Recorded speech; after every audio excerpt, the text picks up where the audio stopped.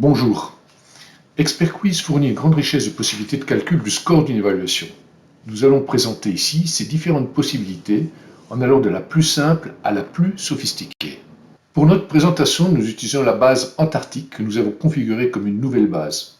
Et lorsque l'on débute avec une nouvelle base, l'option Les scores sont explicites est toujours positionnée à non, ce qui interdit à l'utilisateur de pouvoir modifier le score d'une question. Et par défaut, ce score est positionné à la valeur 10. Sélectionnons alors le questionnaire Scoring, qui contient 5 questions de 10 points chacune.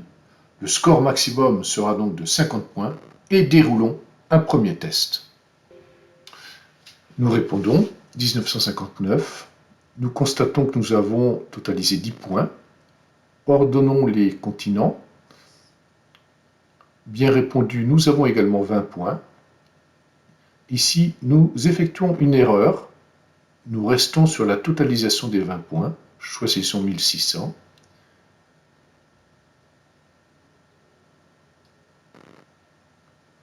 Au final, nous avons totalisé 40 points sur 50. Les bonnes réponses en liseré vert et les mauvaises en liseré rose. Développons maintenant notre calcul du score en permettant d'attribuer un score spécifique pour chacune des questions. Alors pour ce faire, nous avons besoin de positionner l'option de base. Les scores sont explicites à 8 et on enregistre. Puis, nous allons modifier le score de la question « Exploration de l'Antarctique ». Nous faisons évoluer ce score de 10 à 30. Nous avons donc ajouté 20 points au score total du questionnaire, ce qui le porte à 70, comme nous pouvons le vérifier ici. Déroulons à nouveau le test. Et arrêtons-nous sur la question à choix multiples, dont le score est passé à 30, et effectuons une erreur. Pour la question à choix multiples, nous n'avons trouvé que 2 bonnes réponses parmi les 3 et donc avons totalisé 0 points.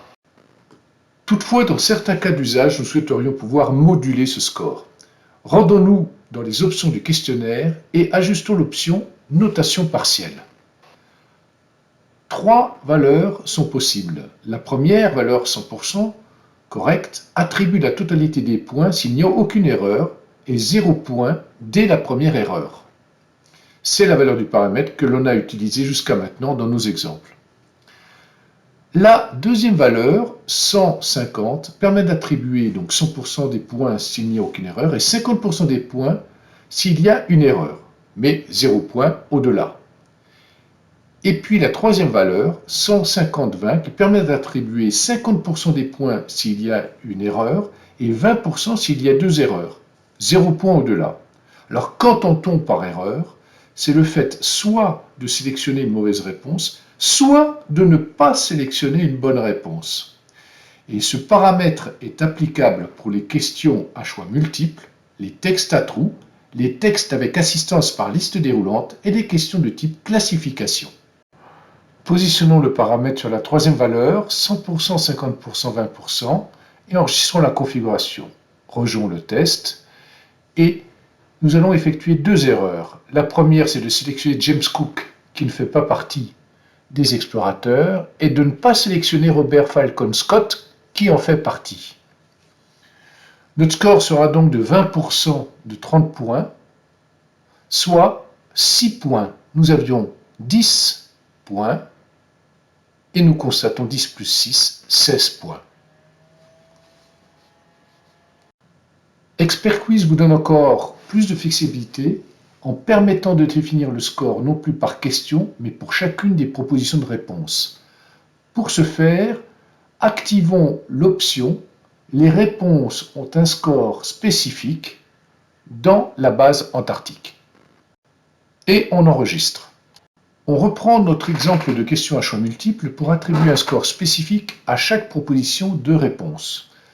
On attribue un score de 15 à Shackleton, qui est une question, une réponse importante, puis 10 à Amundsen et 10 à Scott. Enfin, on attribue un score de 0 à Drake et moins 10 à Cook, considérant que cette erreur est grave. Le maximum de points que l'on peut obtenir est donc de 15 plus 10 plus 10, 35, qui diffère du score par question qui était de 30. Les deux types de notation sont totalement indépendants. On enregistre la question. Et retournons aux options du questionnaire car nous disposons maintenant de deux types de scoring, celui par question et celui par réponse. Pour activer le scoring par question, on sélectionnera un non, le paramètre utiliser les scores par réponse, et un oui pour activer le score par réponse. Et enregistrons le paramétrage. Notons que les questions qui permettent d'affecter des scores par réponse sont les questions de type à choix unique, à choix multiple, vrai-faux, phrase à trous simple et phrase à trous avec assistance par liste déroulante. Rejoignons maintenant le test. Sur la question à choix multiple, nous allons donc sélectionner Shackleton pour la réponse à 15 points, Scott pour la réponse à 10 points et Cook pour la réponse à moins 10. 15 plus 10 moins 10, nous devrions obtenir ici 15 points, donc passer de 30 à 45, ce que nous constatons. La page résultat fait apparaître le nombre de points obtenus sur le maximum possible et la note sur 20. Observons qu'au niveau de la page résultat, nous disposons également d'un score par tag et par domaine. Une spécificité est à signaler. Vous pouvez obtenir le score soit en fonction du nombre de questions bien répondues, ou bien du nombre de points obtenus. Dans l'exemple présent, le score est exprimé en fonction du nombre de questions bien répondues. Ainsi, bien qu'ayant obtenu 15 sur 35 à la question 4, la réponse compte pour 0 dans le tableau des scores par tag et par domaine. Alors voyons maintenant comment obtenir ces résultats en fonction du nombre de points obtenus. Retournons dans les options du questionnaire et sélectionnons la valeur pourcentage de score du paramètre score des domaines et tag.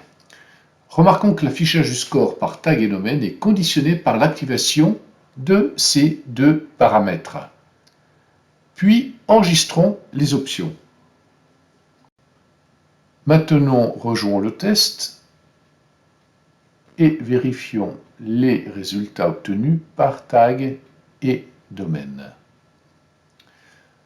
Pour le tag aventurier, nous avons totalisé 2 bonnes réponses pour 15 plus 10, soit 25 points, sur un total possible de 35 plus 10, 45, soit un score de 25 sur 45, ou encore 55,6%. Il en est de même pour le domaine explorateur, où le schéma est identique.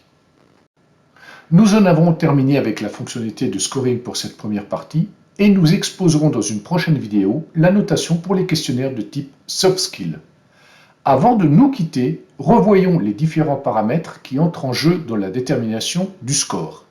En premier lieu, au niveau de la base, le paramètre « Les scores sont explicites » qui permet de définir le nombre de points pour la question.